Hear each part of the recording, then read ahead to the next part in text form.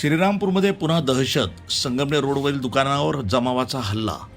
श्रीरामपूर शहरातील संगमनेर रोडवरील महाराष्ट्र वाईन समोरील दुकानावर रात्री सुमारे 9 वाजण्याच्या सुमारास 15 ते 20 जणांच्या जमावानं अचानक हल्ला चढवत मोठ्या प्रमाणामध्ये तोडफोड केल्याची घटना घडली.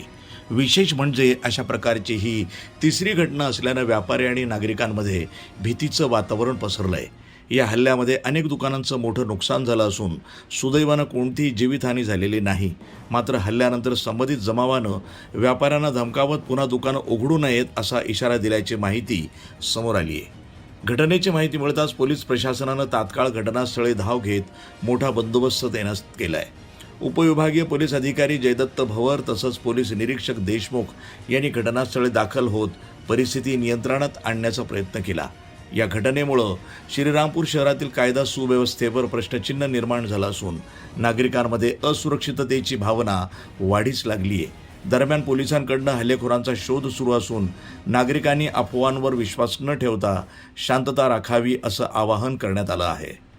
वृत्तसंपादन विभाग, न्यूज टुडे 24, श्रीरामपूर.